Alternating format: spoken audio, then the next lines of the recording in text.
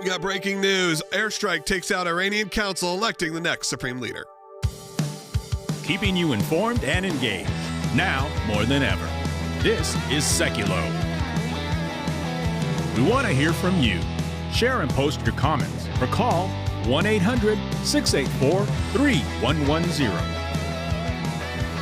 And now your host, Logan Sekulow.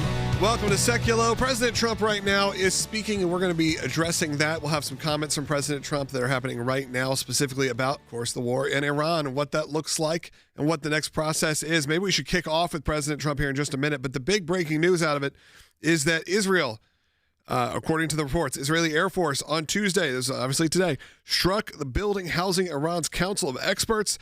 That was the group deciding who their next leader would be. Of course, we're talking about within the same regime. We are talking with the RGC. And this happened. They all got together to meet to make the decision, and Israel swooped in and apparently, what it looks to be, took out that council. That's right. So the Council of Experts is actually within the Constitution of Iran, that their role is to select the next Ayatollah should there be a death of an Ayatollah or should there be an incapacitation of the Ayatollah where they're unable to perform as the supreme leader. And in this case, obviously, they come up with a short list. If the Ayatollah is still alive, they normally have kind of a secession plan. That's what had been discussed, how the supreme leader had been talking about who could succeed him as the next supreme leader. There's 88 members of this Council of Experts, and they met in a building of which they meet in, and it was hit and leveled by an Israeli airstrike. So even as the regime tries to regroup, tries to put new leadership forward, we know there's an interim leadership right now that is two clerics and the current president of Iran that is kind of trying to hold down the fort, so to speak, as this war wages. But what we're seeing now is that a leveled building with 88 members of this council that from their constitution says that's who picks the next leader has been completely wiped out. I mean, the goal may not be stated that it's regime change, but it's very clear that that is what the goal is in the United States, Israel, honestly, the entire Middle East, and what appears to be now parts of Europe. Now, I did want to hear from President Trump. There has been a lot of questions about whether, Israel's involvement. Did they push the hand of President Trump? Were they the ones who were actually doing this? Did they control? They pull the strings, Will, as you say. I don't say that. And they asked her, I don't know, that's what people say. I'm just asking questions. I want you to hear from President Trump himself when addressed with this question. By 25. Did Israel force your hand to launch these strikes against Iran? Did Netanyahu pull the United States into this war? No, I might have forced their hand. You see, we were having negotiations with these lunatics, and it was my opinion that they were going to attack first. They were going to attack. If we didn't do it, they were going to attack first. I felt strongly about that. And we have great negotiators, great people that do this very successfully and have done it all their lives very successful. And based on the way the negotiation was going, I think they were going to attack first. And I didn't want that to happen. So if anything, I might have forced Israel's hand. But Israel was ready and we were ready, and we've had a very, very powerful impact. Very, very powerful impact, to say the least. President Trump continues on. We'll have more with him right now as he is doing this live right now from the Oval Office. We'll discuss more when we get back. Also, when President Trump is addressing these questions, it's a really wild time. You got to remember that we are involved in this, and we've been involved in the world work going on, whether it was in Iran or the Middle East and Israel. These are all core ACLJ topics. These are things that we have been dealing with for decades now. So when you're looking for who to support, a great place to do it is put it behind our legal team and our media team here at the ACLJ.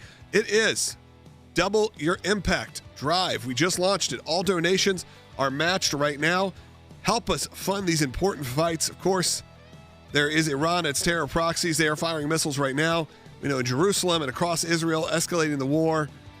Americans are dying. Israelis are dying. But we have our office in Israel. We have our office in Europe. We have our UN representation. We have ways to make a big impact, but none of it happens without you. So I'm going to ask you to double your impact today by giving during this drive. So right now, scan your QR code or go to aclj.org.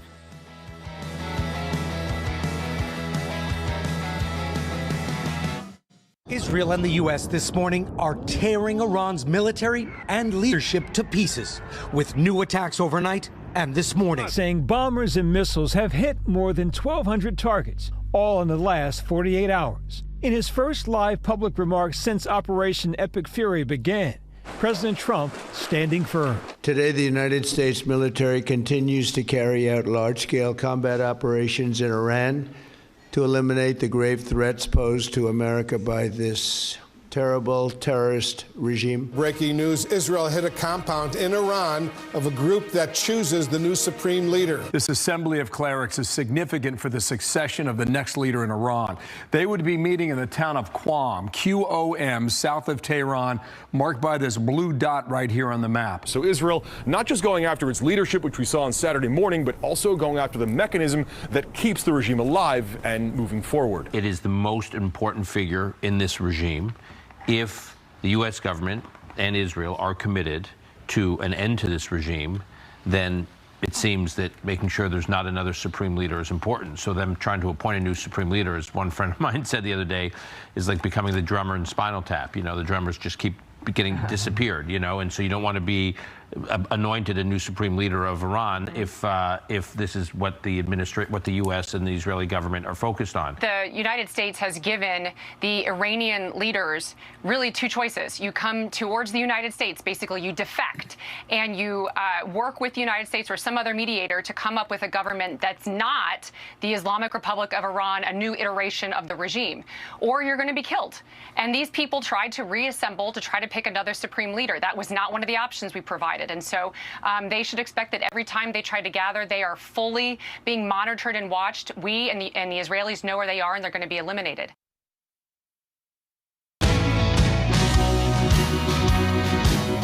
Hey, phone lines are open for you. I didn't say that in the first segment. I'd love to hear from you. 1-800-684-3110. As we said, President Trump is speaking right now on the situation in Iran. As this morning, we had a direct hit from Israel on the council vote that was deciding who is going to be the next supreme leader.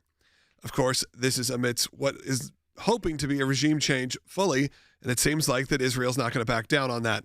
And they get together. I mean, you'd think they would not get together in a room and all these things would happen. It feels like it would be pretty simple to go, you know, I bet Israel knows where we are. I bet America knows where we are. Maybe we don't need to be all collectively joining together this group, because it's a large group, right? Yeah, it's 88 members of this council. I assume that there's probably staff and others that go along with this.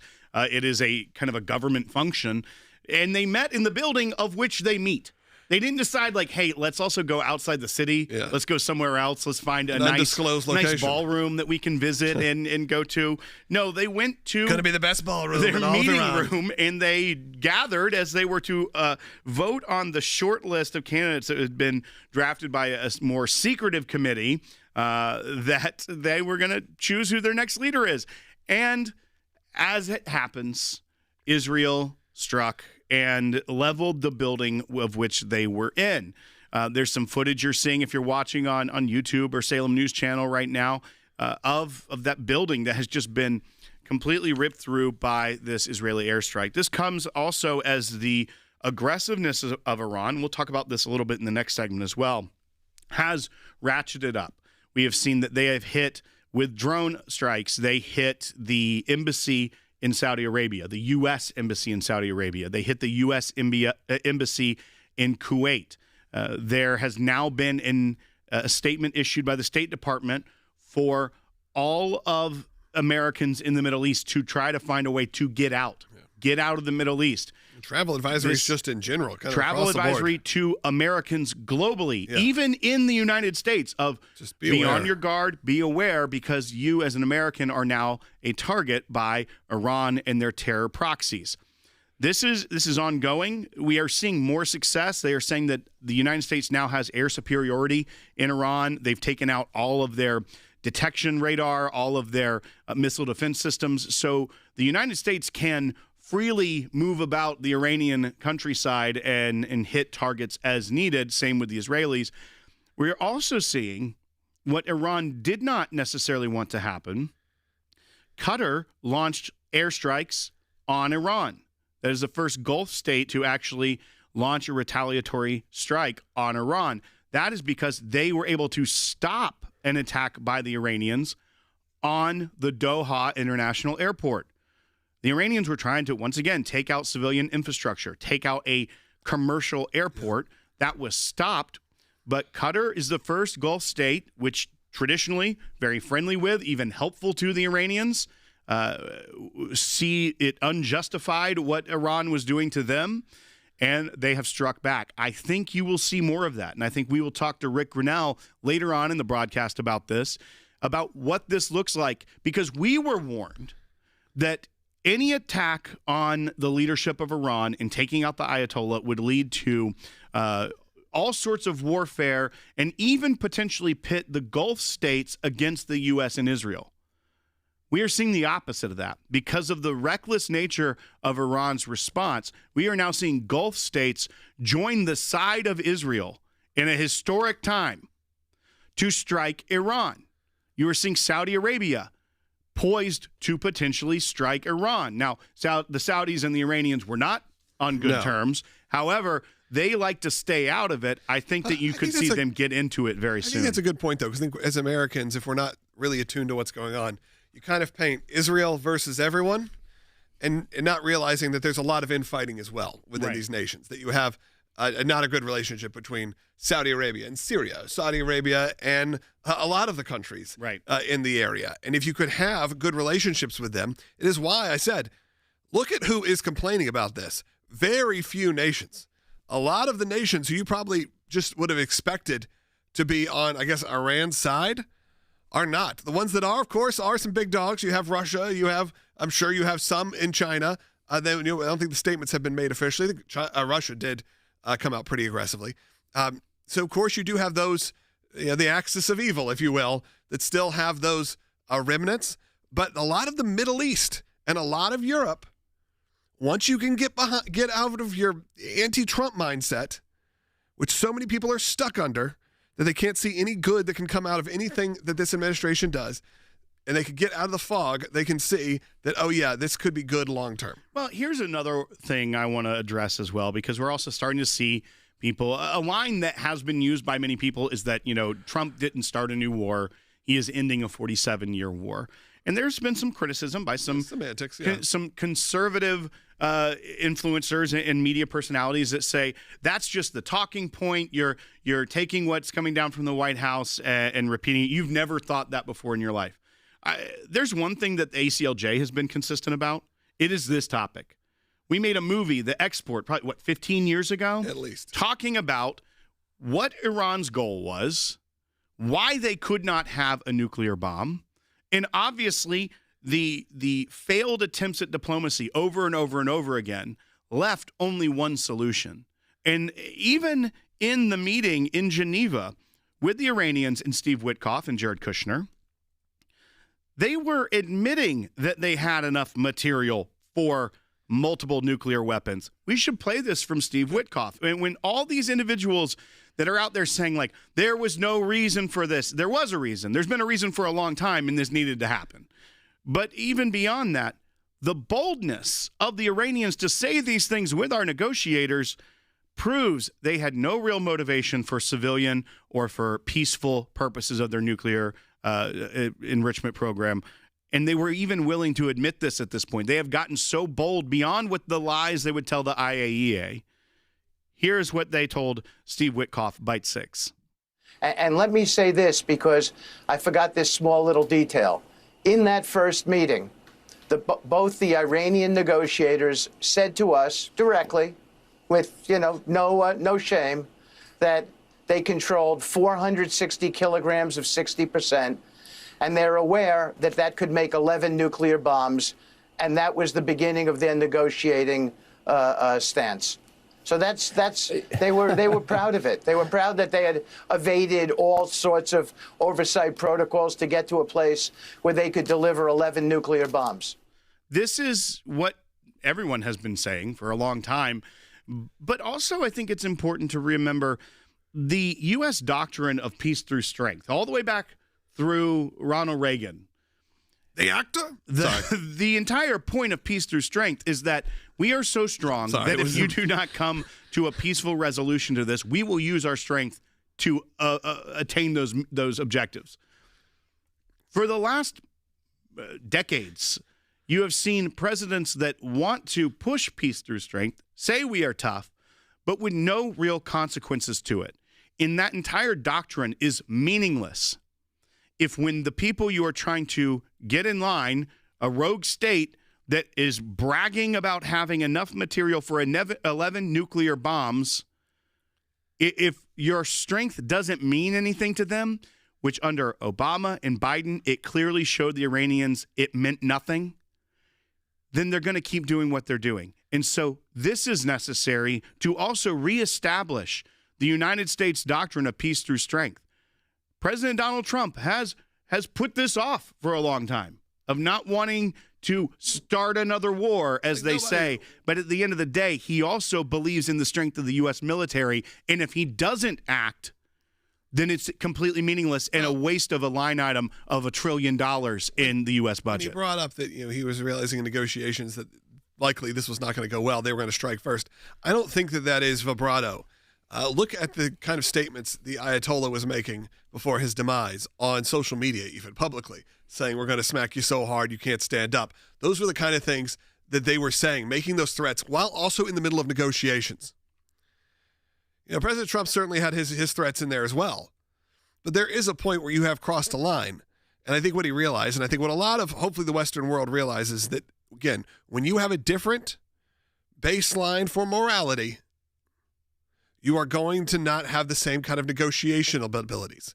President Trump may be able to get in there and negotiate with the best of them, but the best of them in the Western world at least still value humanity, at least still value their own people. But that is not the truth in this area of the world, specifically in countries like Iran that have been under essentially dictatorships for 5 decades. They don't want to give up power easily because these people have had no problem killing their own in the streets. Okay, you could say that about a lot of the countries, sadly, in this world. So remember, not everyone shares that same humanitarian, Western, Christian, Judeo-Christian worldview. With that, I want to hear from you at 1-800-684-3110. The ACLJ, as I said, there hasn't been something that we have been more really a part of than what's been going on in the Middle East in terms of our international work. We've had the ACLJ Jerusalem for many years. We had our European Center for Law and Justice. We're at the UN. We are constantly fighting for Christians and Jewish people and people of all faiths all over the world who are being persecuted. And there are moments like this you need to stand up. And if you're looking for a place to be a part of it, this is a great one. Let's go to aclj.org. Double your impact during Double Your Impact Drive right now. The U.S. has shut down 2 embassies, one in Saudi Arabia, one in Kuwait, as Iran steps up its retaliatory strikes on American assets and allies across the Middle East. As Iran continues counterattacks on major cities in the region with thousands of missiles and drones.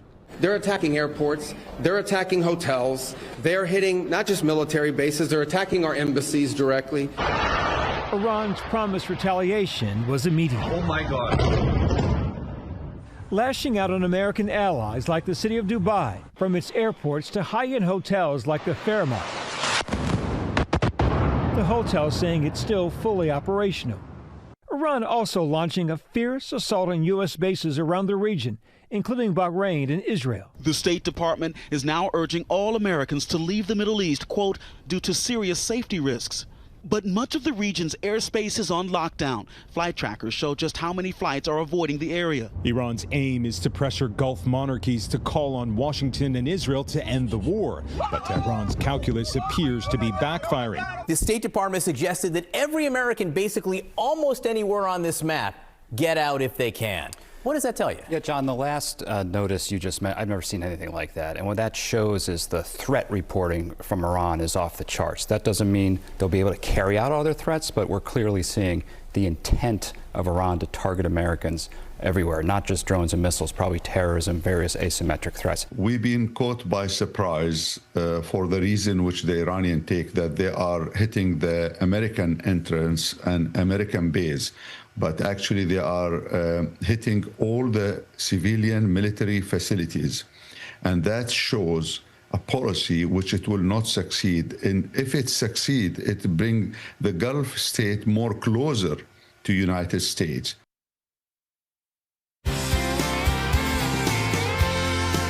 Welcome back to Sekulow. I did want to hear from you at 1-800-684-3110. A lot of great comments are coming in.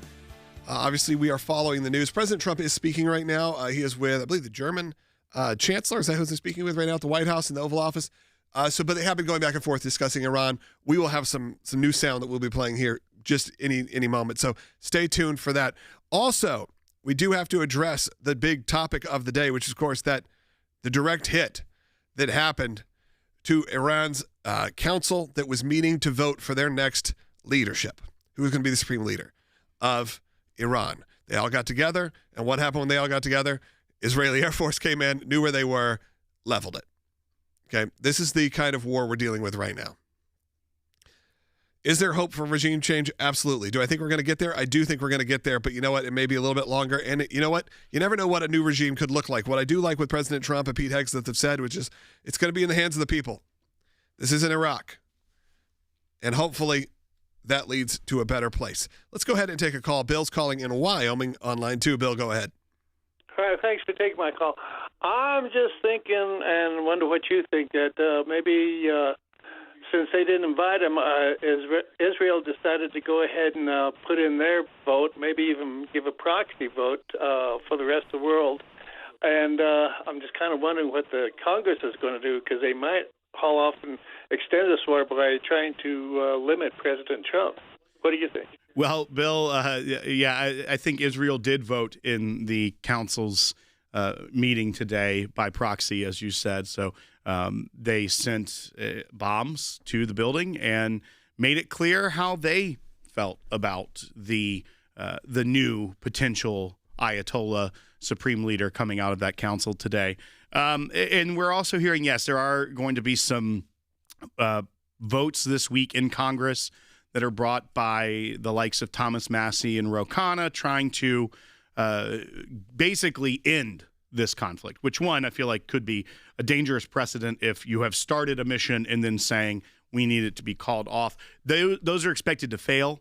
There are enough Democrats even that understand at this point, now that we are engaged, they may be publicly saying, yeah, I'm glad the Ayatollah is dead, but however, the president shouldn't be doing this. I think the way the math will line up will be that those votes will fail and it will not be brought out. But yes, there is a lot of talk about the War Powers Act, the War Powers Resolution of 1973, and there's actually another caller about that. So I think we should go ahead and take that since Bill kind of teed it up for us. Let's go to William calling in California on line 1. You're on Sekulow.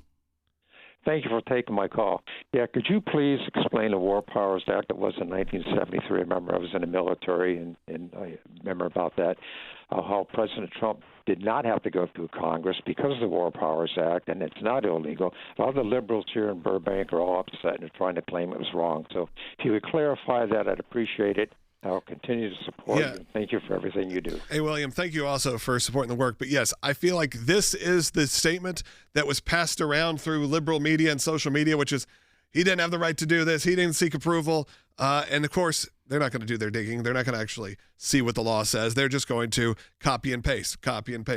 Share.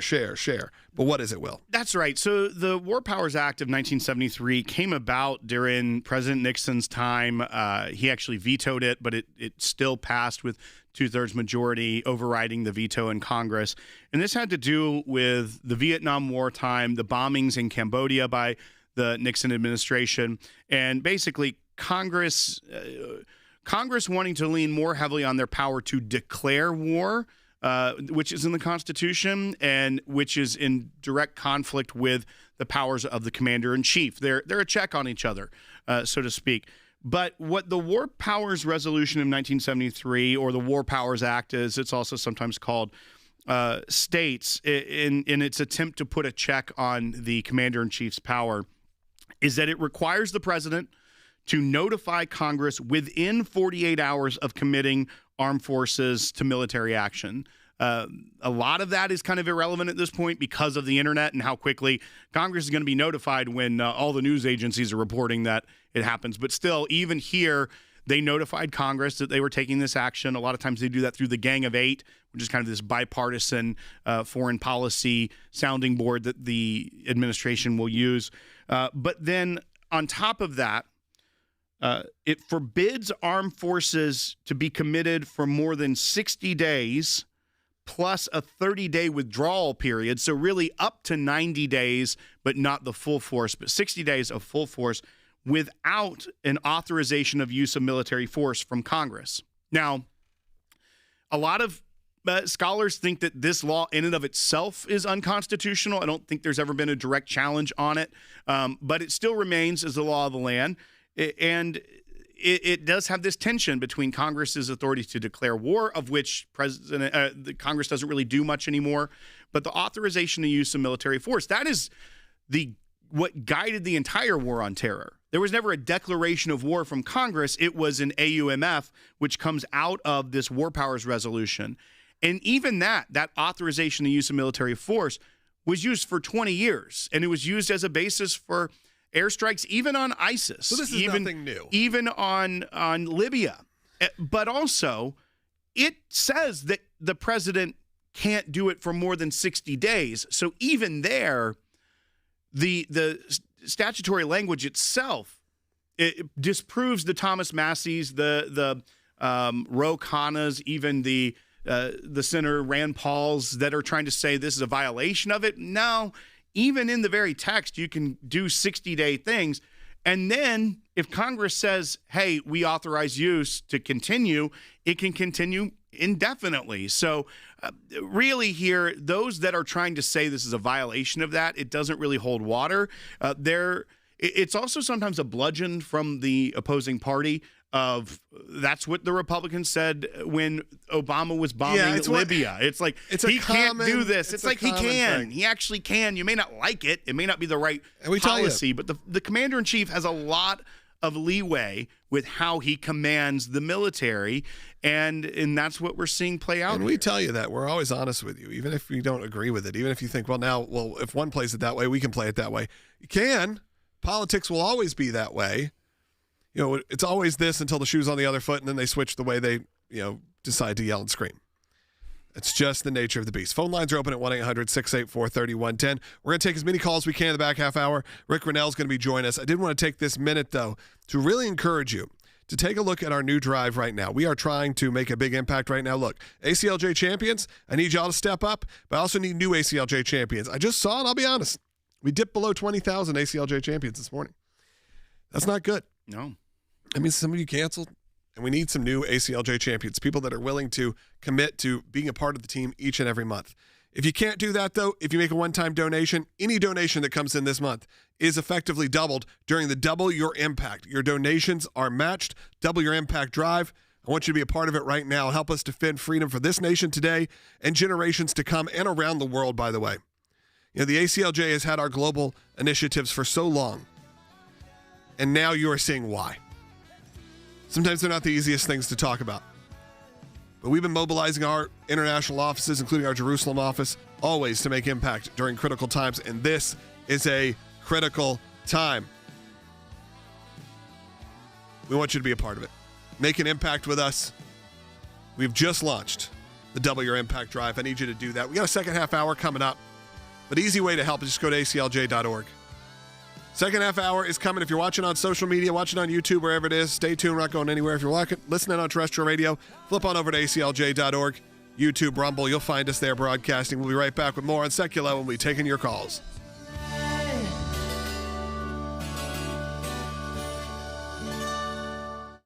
Right now, your most sacred rights are under attack. Your right to free speech, your right to worship, your right to educate your children the way you choose. If successful, these attacks will have a destructive impact on the future of our republic. We're fighting in courtrooms across the country to have a lasting impact, defending and upholding the values our nation was founded on. From protecting the rights of kids to pray, to defending pro-life counselors and pastors in court after they were unlawfully harassed and arrested. Every victory makes a major impact, and it's only possible because of the support of ACLJ members and champions. This is your opportunity to double your impact to defend freedom for you, your children, and generations to come. Go to aclj.org/impact and have your tax-deductible donation doubled today. keeping you informed and engaged. Now more than ever. This is Sekulow. And now your host, Logan Sekulow. Welcome back to Sekulow. Second half hour, we want you to be part of it. 1-800-684-3110. Rick Grinnell's going to be joining us in the next segment, so make sure you stay tuned. We're also listening. President Trump, I believe, just wrapped up in the White House. We will have more from President Trump. I believe, do we have any new bites? Well, let's get some new sound bites from President Trump's comments meeting in the Oval Office. Phone lines are open, as I said, at 1-800-684-3110. Of course, covering still the war in Iran and the latest. And the latest from this morning was specifically about this council that got together to elect a new leader to decide who was going to be the new supreme leader of Iran. And Israeli Air Force knew where they were. And now I believe that committee of 88 plus is probably no longer around. This is the strategic work that is going on in Israel. So understand, of course, there is push for a regime change, but what that will look like is these kind of moments that then could lead to the Iranian people actually being able to govern themselves. And we pray they're able to govern themselves well. I do want to go to President Trump. This was just moments ago in the Oval Office. Right, that could happen. We don't want that to happen. It would probably be the worst. You go through this, and then in 5 years you realize you put somebody in who was no better. So we'd like to see somebody in there that's going to bring it back for the people. And we'll see what happens with the people. You know, they have their chance. We've said don't do it yet. If you're going to go out and protest, don't do it yet. It's very dangerous out there. A lot of bombs are being dropped. But I would say that would be about the worst. Do you have someone in mind right now? Because you said all the people you did have in mind have been taken out. What do you think? Well, most of the people we had in mind are dead. So, you know, we had some in mind from that group that is dead. And now we have another group. They may be dead also, based on reports. So I guess you have a third wave coming in. Pretty soon we're not going to know anybody. Pretty soon we are not going to know anybody that could be the next potential leader of Iran. I think what the key point Feels here like the plan. As well is exactly, that's the plan, is that start fresh. We don't want another supreme leader of Iran. So we don't want the council to be able to pick someone that may be a little better. The Ayatollah is dead. He is gone. I saw someone in the chat say, I've waited almost 50 years for this day. I knew what Iran was like before the Ayatollah and the revolution. And I think to that point is I think President Trump is being a little political there, being like, we don't know who it's going to be the next person. The goal is to not have this Islamic Republic that is oppressing the people of Iran anymore. So yeah, keep going down the line. The airstrikes are going to keep finding where you're hanging out because you haven't discovered Zoom yet. You haven't decided we can just not meet in person and maybe figure this out in the middle of the war. Good. Keep meeting. Keep doing it because they're going to keep dropping bombs.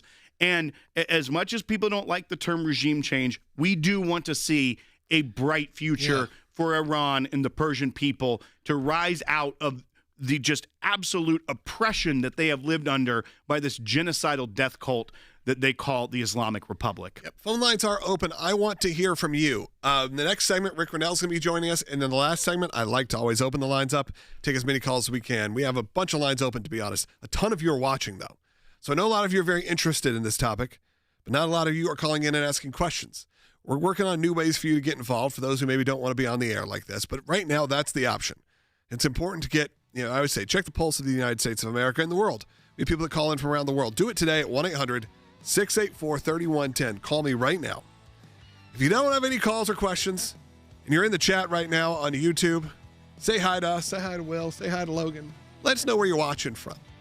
It's always fun to take a look at the whole world where everyone is tuning into this broadcast because we know we're talking about issues that affect the whole world. That's why the ACLJ has launched our Double Your Impact Month, where all your donations are matched throughout the month. And of course, we are the American Center for Law and Justice, but we are a worldwide organization. There's a European Center, there's ACLJ Jerusalem, there's international operations all over the world, some of which we can never talk about.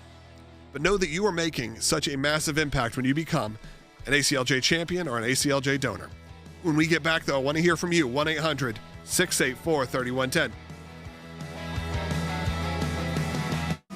Israel and the U.S. this morning are tearing Iran's military and leadership to pieces, with new attacks overnight and this morning. Saying bombers and missiles have hit more than 1,200 targets, all in the last 48 hours. In his first live public remarks since Operation Epic Fury began, President Trump standing firm. Today, the United States military continues to carry out large-scale combat operations in Iran to eliminate the grave threats posed to America by this terrible terrorist regime. Breaking news, Israel hit a compound in Iran of a group that chooses the new supreme leader. This assembly of clerics is significant for the succession of the next leader in Iran. They would be meeting in the town of Qom, Qom, south of Tehran, marked by this blue dot right here on the map. So Israel not just going after its leadership, which we saw on Saturday morning, but also going after the mechanism that keeps the regime alive and moving forward. It is the most important figure in this regime.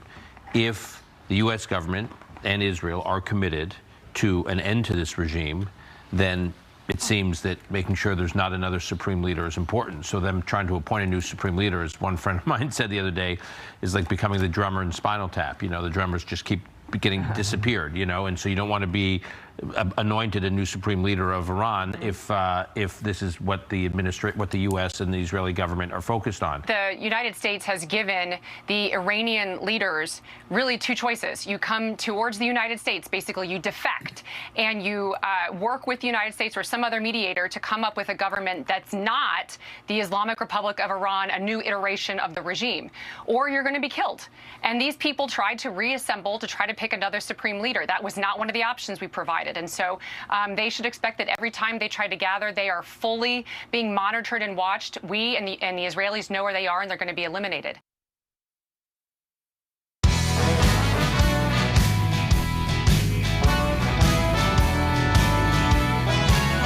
Welcome back to Sekulow. Rick Rennell's joining us. Rick, of course, there is all of this news coming out of Iran this morning, but I wanted to really get an idea from you because as we were talking about, there was a lot of debate of whether the entire Middle East and all the other countries, would they turn against America in this moment? If we go after Iran, if Israel goes after Iran, they're going to be upset there. And now all of a sudden, it seems like the Gulf states, seems like, maybe some of those old Abraham Accords, went pretty far because now we are seeing a lot of those countries as well as Europe, even if it's taken them a little bit longer in Europe than maybe we'd like, are starting to rally together. Look, I think a couple of points here. One, remember, Iran is not in the Arab League. They're not someone that's accepted by the Arabs. They don't have too many friends, the Iranians. They've been very belligerent. They have been funding terrorism for decades. And so they have a lot of enemies in the region. And I think now what you're seeing is with the attacks from the Iranian regime to other countries in the region, it's even gotten worse. They have fewer friends.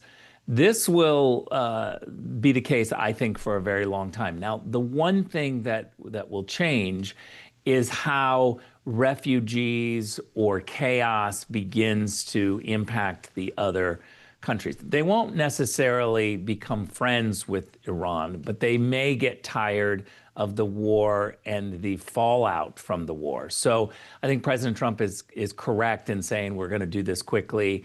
It's going to be over. There's not going to be U.S. boots on the ground.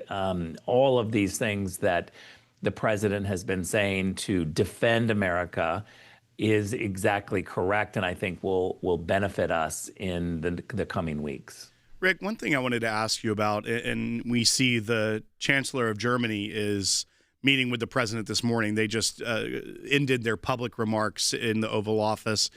But one thing that we have seen since this attack on Iran is how tepid our allies in Europe are. The French telling us to stop immediately, the UK being very lukewarm and then saying, okay, maybe you can use our Air Force bases, maybe not. And all of this of our traditional strong allies, people that we liberated in World War II, and also just knowing how that NATO relationship has been recently, where the president has made them pay their fair share and seeing that they're clearly disgruntled about having to pay their fair share. What is your take kind of on this NATO relationship going forward, especially with what we've seen over the last, 36, 48 hours? Well, first of all, we have a long and good history with Europe. We have been partners for a long time. But I would say over the last 15, 20 years, multiple presidents have been asking the Europeans to do more. And the Europeans have been ignoring multiple presidents. We've tried different styles. We've tried the George H.W. Bush style. We've tried the Obama style. We've tried the Biden style. A lot of cajoling, a lot of niceties, a lot of diplomacy. And yet the only style that has worked is a tough one from President Trump. And we saw that in the first term. Remember, in 2017, President Trump came in and said, you got to pay more. You got to stop funding the Russians by buying energy. And he had that amazing U.S. ambassador to Germany at the time who was pushing on these issues. And so, look, I say that in jest because the president's style has worked. And what we're seeing now is, again, a frustration with Europe. Remember, the EU, the European Union, shrank and got smaller with fewer members because of their inability to deal with immigration and their inability to really support NATO. The frustration is real, and I think now it culminates with Spain saying, we're not going to participate. And it's an unbelievable moment, and I think the media should be focused on the fact that a NATO country has stepped out to say no to the rest of the NATO grouping, including the United States. That, to me, undermines NATO like never before, and there should be just as much criticism about the alliance under assault from Spain as there was when President Trump asked the alliance to pay more. Yeah, Rick, I did want to quickly kind of just address our audience who are watching right now. We've got a lot of people who are just joining us who've said they've never seen us before. I see it in the comments right now. A lot of people saying, I'm brand new to this. What is this show? What do we do here? I just want to let you know, we do this show each and every day, 12 to 1 p.m. Eastern time. Find us. But the easiest way, if you're brand new, just hit that subscribe button, turn your alerts on. We do this show. We talk about breaking news. We also talk about the work that we do organizationally. We are not just an organization that gives you the news. We actually are involved. We've been involved in the legal side of this. We've been involved in the political side of this, and of course in the spiritual side of this with Israel, with even dealing with Iran. We have dealt with all of these nations before. This is nothing new to the organization. So I welcome all the brand new people who are joining us right now. And by dealing with Iran, like directly like having to get Christians that are persecuted out of the country, raising global awareness. But Rick, I wanted to bring this up as well because we know that under the Biden years that they weren't really concerned with the safety of Americans because they allowed the open borders. They allowed the Iranians to rebuild, that the Democrats really just had no care for the safety of the American people. But at this time, where we are seeing strikes on U.S. embassies, we are seeing direct strikes on civilian infrastructure in the Gulf states, where a lot of Americans are, a lot of expats work and live. I have family currently stuck in a Gulf state. I don't want to give out too much information, but I'm in direct communication. We have seen the State Department issue a global warning to Americans of be on high alert, as well as an order to Americans, get out if you can of the Middle East. The Democrats, this is a headline from Politico. Democrats reject ridiculous, in quotes, GOP demand to fund DHS after Iran attack. Remember, folks, the Department of Homeland Security, which was created in the wake of 9/11, is currently under shutdown because of the Democrats. And they are saying it's ridiculous that the Republicans are saying, you better fund this right now with everything going on. What is going on in Washington, D.C.? Well, first of all, the answer to that question is I certainly don't know and can't give you any good reason why Washington, D.C. is doing this.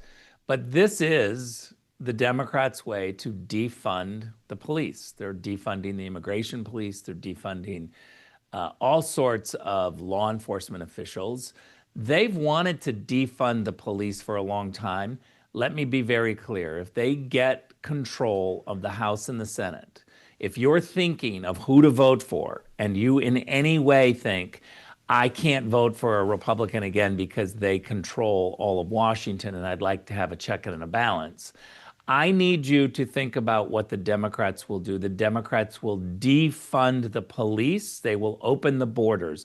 President Trump was exactly right in the State of the Union to say the only thing that stands in the way of an open border where there's chaos and sleeper cells and all sorts of individuals coming in unvetted, and the defunding of the police. The only thing that stands in the way is President Trump and a Republican Congress. This is a very serious moment. We closed the border. We cleaned up immigration pretty quickly. It's not there yet, but we made dramatic turns. And I think a lot of Americans just say, okay, great, they move on. But they forget what it was like to have an open border with worrying about sleeper cells. Now that we have this Iranian regime lashing out, we need to be very concerned, more concerned than ever, about the sleeper cells and the individuals that are in this country because of that open border. We need DHS fully funded to protect Americans. It's outrageous that somehow the Democrats are sneaking in to defund police and law enforcement right now. Yeah. It's outrageous. Hey, Rick, I felt that way. We got into work yesterday, and the amount of people who did not hear about the shooting that went on in Austin, Texas, was sort of alarming. The amount of people, even our own team, that are very well connected to what's going on in the news. And it totally passed them by because the mainstream media gave it very little coverage, or even social media didn't really it became one of those stories that kind of got swept under the rug, and then you realize it was all in a direct correlation to what was happening. Of course, we don't want to cause mass chaos in this country as people are starting to plan their spring breaks and then summer travel, but we all need to be aware.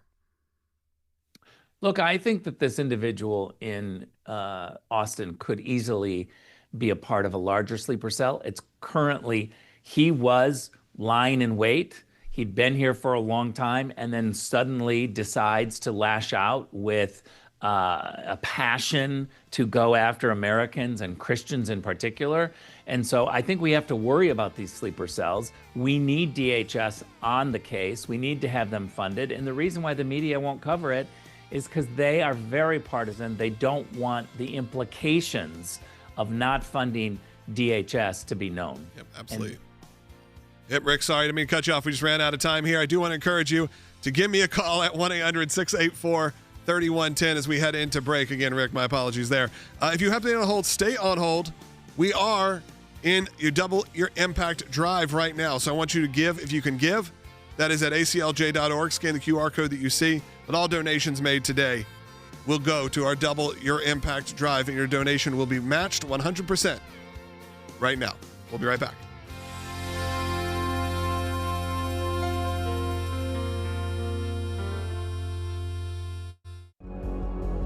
Right now, your most sacred rights are under attack. Your right to free speech. Your right to worship. Your right to educate your children the way you choose. If successful, these attacks will have a destructive impact on the future of our republic. We're fighting in courtrooms across the country to have a lasting impact, defending and upholding our values that this nation was founded on. From protecting the rights of kids to pray and share their faith, like students who are told they can't bring their Bibles to school, or kids who are banned from calling conservative and faith leaders their heroes. The best thing you can do is take a stand. There's nothing too small. You know, a kid who wants to start a Bible club is how the ACLJ got its first case to the U.S. Supreme Court. And today, we would take that case as long as we needed to. To defending pro-life counselors and pastors in court after they were unlawfully harassed and arrested. My God will provide every time of it. The sergeant on duty comes up and said, "You're coming with us." And under threat of arrest, I went and followed him because I had no idea what was going on. And then I was eventually cited for disorderly conduct. We're always a little bit fearful that he or I will be taken to jail. We're here at the Cook County Circuit Court where we're going to trial for two of our clients. They were street preaching. Victory! I might be packing my bag soon to return to Chicago. Chicago, get ready to see me again. Every victory makes a major impact, and it's only possible because of the support of ACLJ donors and ACLJ champions. This is your opportunity to double your impact, to defend freedom for you, your children, and generations to come. Go to aclj.org/impact and have your tax-deductible donation doubled today through our Double Your Impact month.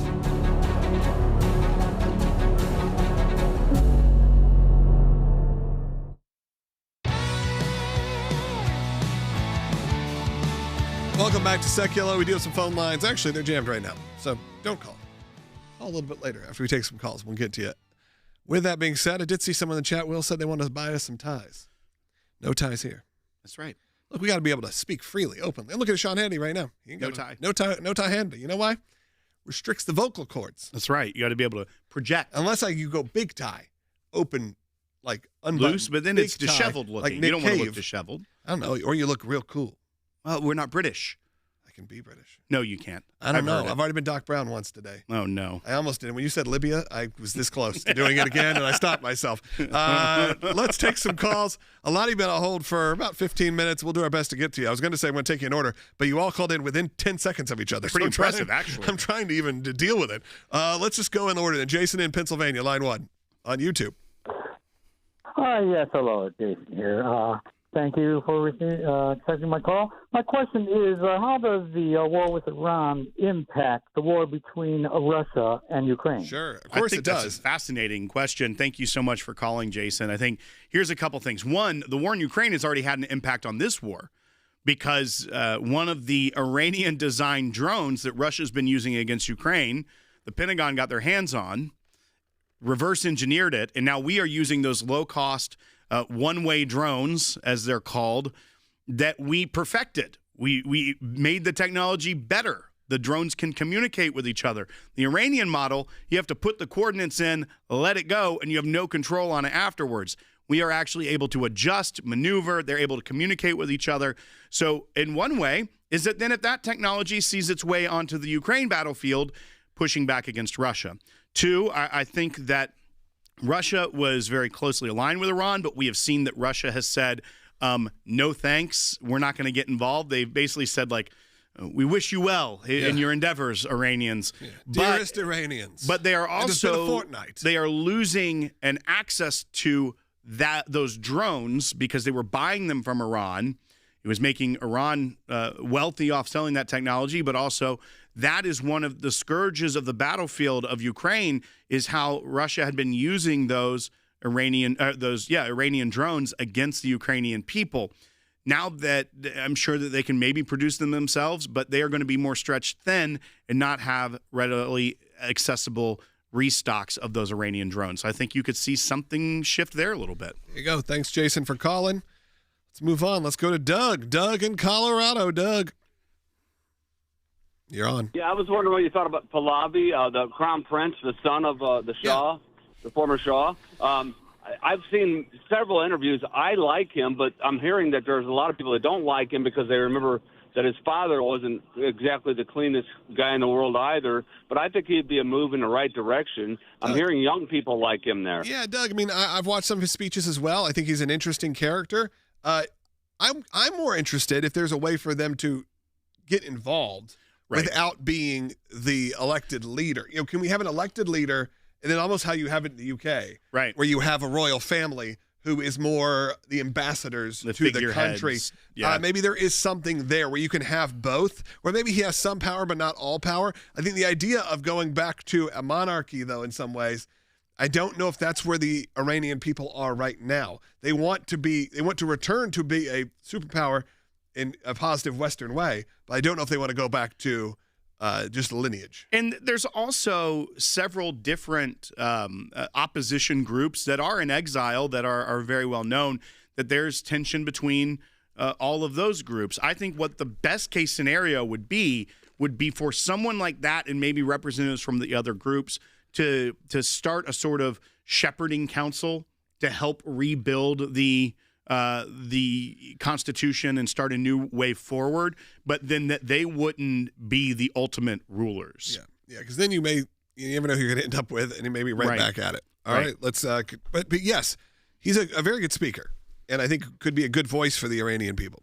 Let's go to Bobby, who is in New York. Bobby, go ahead. From Niagara Falls on the American side. Hi, Will Logan, your fellow rascal. I want to know what you think. I think what's going on with the U.S. and Israel over Iran is as historical possibly as the fall of the Berlin Wall and as the fall of the original Soviet Union. What do you guys think? Yeah. And that's my question. Bobby, I don't disagree with you. What I think is going to be weird is how history plays out, which is nobody, and I mean, I would say nobody, looks back at that moment of the falling of the Berlin Wall and the end of the Soviet Union, or at least how we're brought up, how we're taught, how we see it in retrospectively is all positive.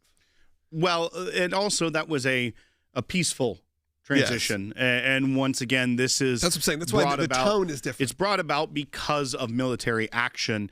And once again, we'll have to see. We're in the first draft of history. We aren't even on page 2 yet of where this goes. So I think a lot of it depends on the outcomes. But I do agree with you. It probably is as historic as those moments because we have had a cold-ish war with the Iranians since they took power in the revolution. And in a lot of time, there's been a lot of dead Americans at the hands of Iranians over these 40 to 50 years since the fall of Iran. I think what you're going to see in the history books is that there is a shift, and we're praying that for the people of Iran, it is one that brings about lasting peace and prosperity. Yep. Thank you for calling. We're going to go now to Rob, who is calling in New York. Rob, go ahead.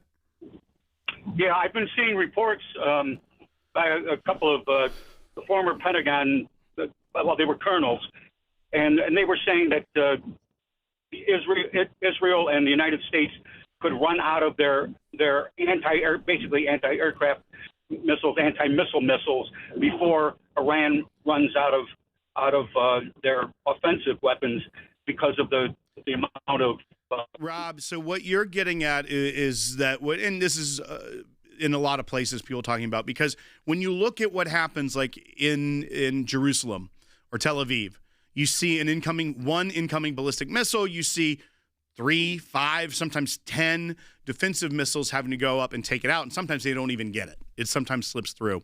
The concern is that you have to have volumes more defensive weapons than they do of their ballistic missiles. I don't think anyone knows the answer. We don't know the true number of how many ballistic missiles they have and have already shot, and we don't know the true number of defensive weapons that the United States, Israel, as well as the Gulf states, because not all of these ballistic missiles are going just at U.S. targets being intercepted by U.S. and Israeli defense systems. So I think we don't know. That is a concern, but also part of the war strategy of trying to conserve enough, stop enough, and also why they are so aggressively, now that they have air superiority in Iran, going after the mobile launchers and all of the ballistic missile sites, because if they have the weapons but can't shoot them off, doesn't matter. Yep. So that's a part of the war strategy. All right, 1 minute left. I just want to encourage you right now, if you have enjoyed this broadcast, I know there's a bunch of new people watching, which I love that. If you're brand new and you've never seen us before, hit that subscribe button. If you've been here for a long time, I'm going to ask you to support the work of the ACLJ. These are the most important months of the year when we're able to do these matching months, where your donations are doubled. Where if you give $20, it's worth $40. It's unlocking another donation that can be matched. So double your impact today. Go to aclj.org, and during Double Your Impact Drive, you're going to get your donation doubled. Of course, it doesn't charge you. It unlocks another donation. So whatever you do, though, is made effective by a double down situation. It's really amazing. This only happens, again, a few times a year. And when we can launch moments like this, look what we're doing worldwide. Scan that QR code, go to aclj.org. We'll talk to you tomorrow.